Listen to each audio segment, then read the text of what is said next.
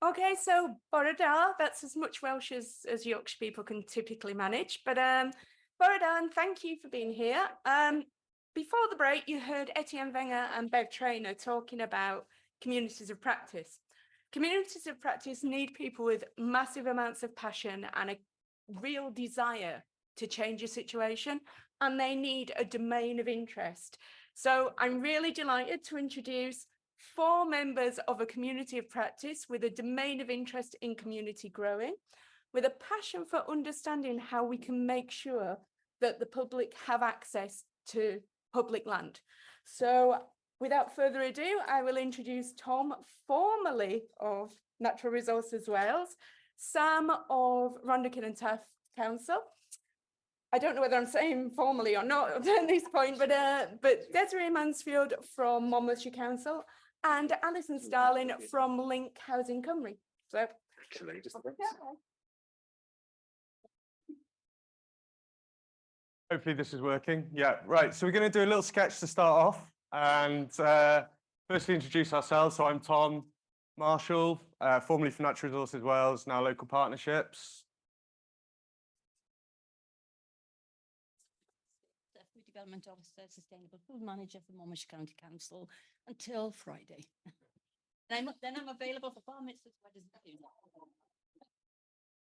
Alison Starling from Link Cymru, still with Link Cymru in community engagement. Great. So we're going to get on with the sketch and then I'm going to carry on with the presentation afterwards. So thank you very much. Hey, Des, I heard this amazing woman on the radio called Mary Deer. She launched an organisation called Incredible Edible, and they're fantastic. They go around guerrilla planting, so they see sort of patches of land in their community, and they just go for it, and they grow fruit, vegetables, and the idea is that anyone can kind of come up and help them, but then anyone can pick the produce as well. So it's a brilliant sort of community development tool as well as growing. So why don't we do it? What do you think? I'm definitely up for that.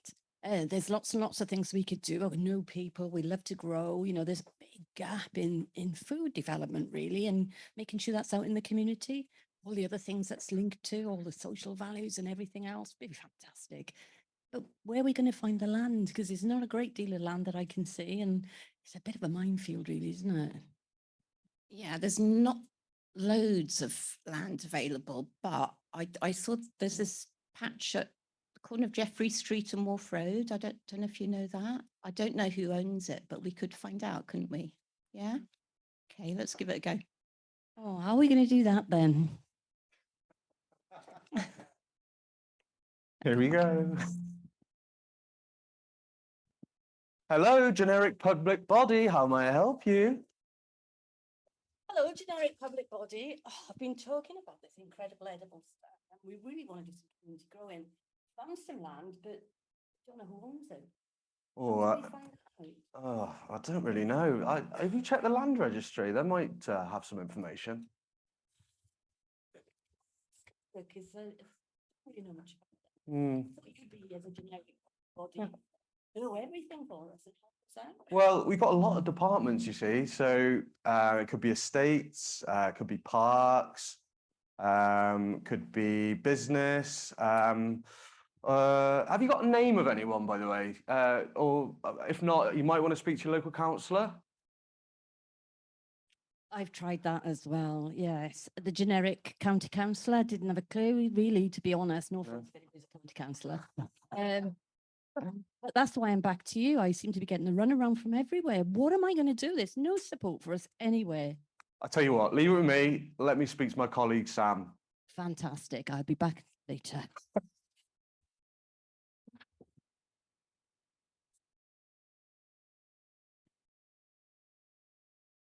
Smooth transition.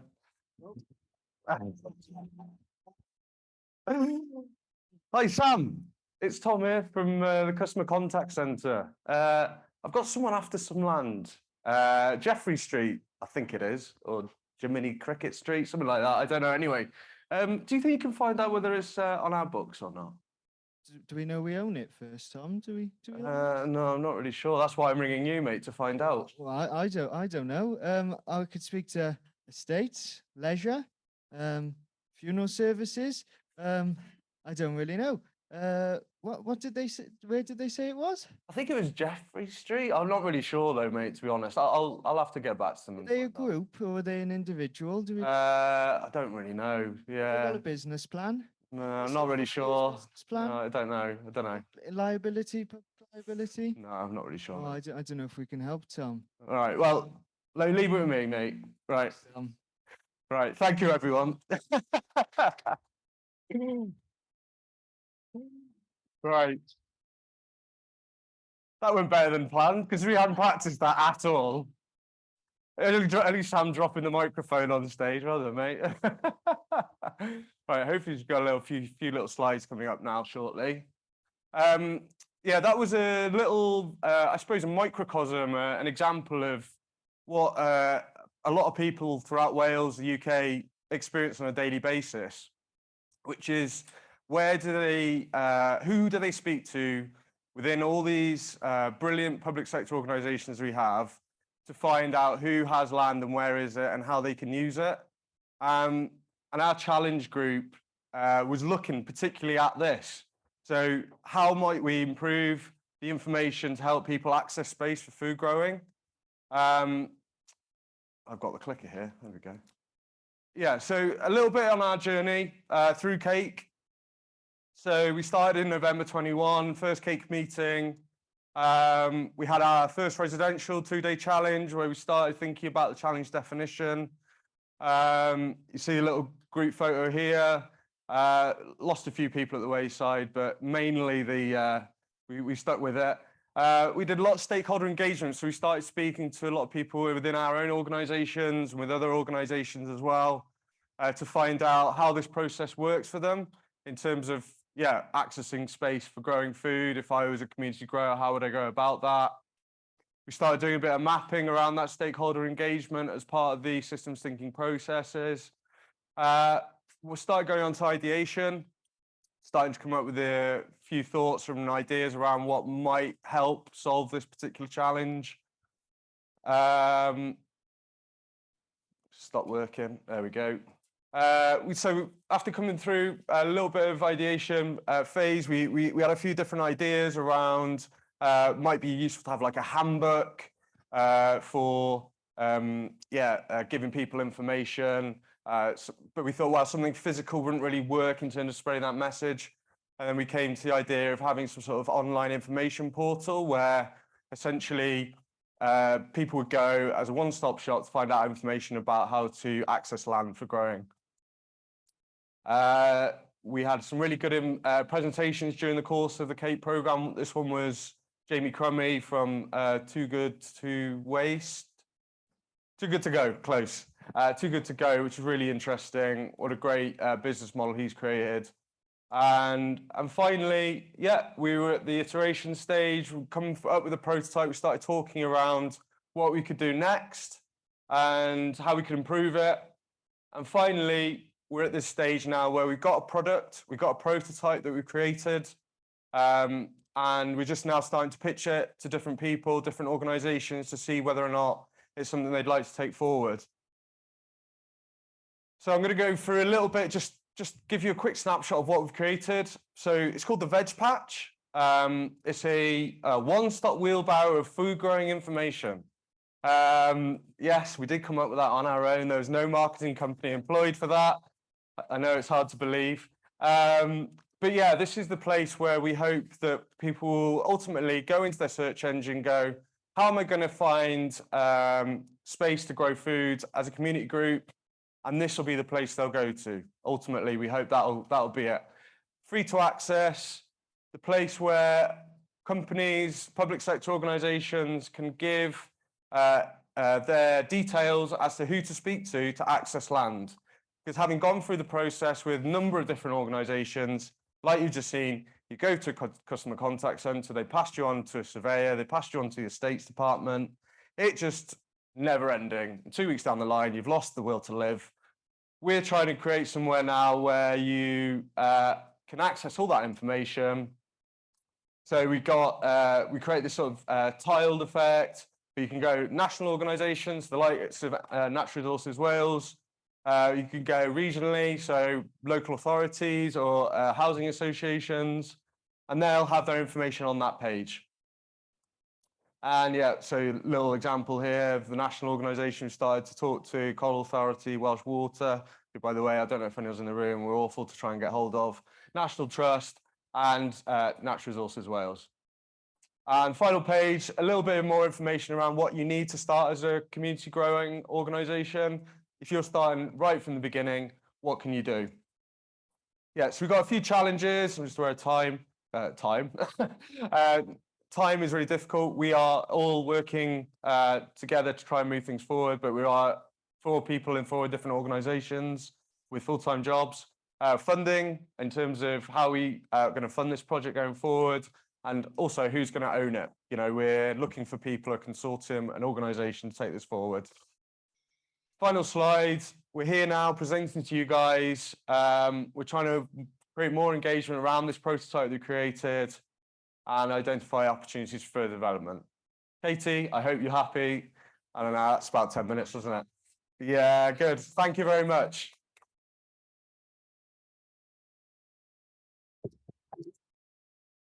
So I feel I should say one thing, which is the next presentation is from our water people. So I think that's probably, I think we've got time for one question online. Have we got any questions online?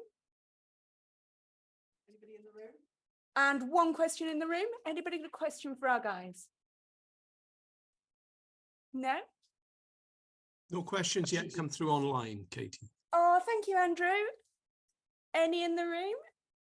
Could you pose a question? You can. I hope you found that a little interesting. We just thought we'd do it in the skip because it really is a minefield out there. Thank you.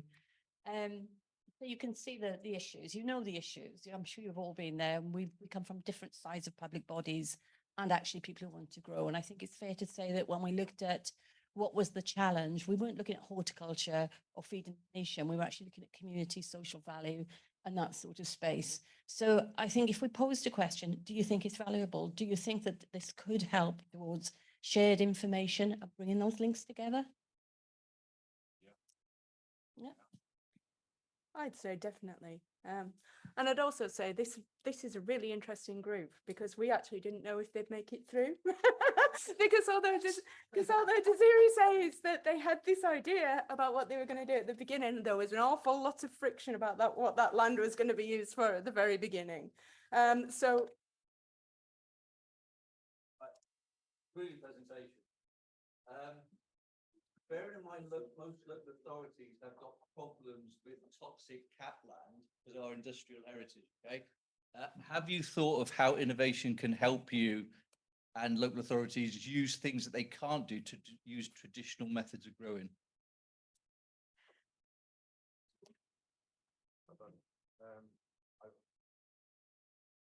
I think that's a really interesting question. It's full of a lot of different other questions as well.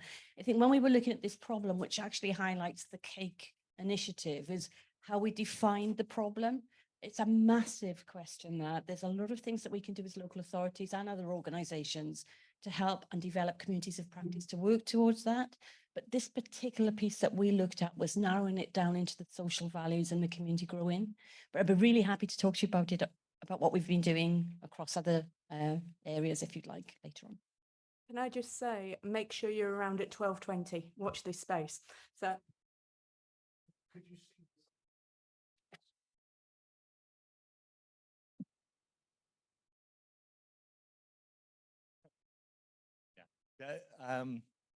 Can you see this idea growing into using private spaces as well? People's gardens, unused gardens.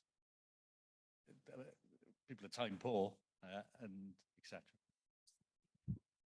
Yeah, oh, that's very loud. Yes, absolutely. I think it's unlimited, really. We started through looking at the public sector, third sector sphere, but there's definitely an opportunity for just do more information sharing as a nation. I know there are projects that are doing things like that, I think in Bristol. But yeah, absolutely. We've got to utilise this space we have and optimise it, I think, in the right way. And I think what you've suggested is definitely something that we could do. Yeah. one final question in the room, but these guys will be around at lunchtime for you to talk to if you've got any questions for them. So, Owen, do you want to go ahead? Yeah, thank you. Just this is a question for the rest of the room, really. If there's the general consensus that this is a positive thing, can we use the Cake network to agree that all the councils that are interested will actually start registering some land on this website? So at least start getting some momentum going.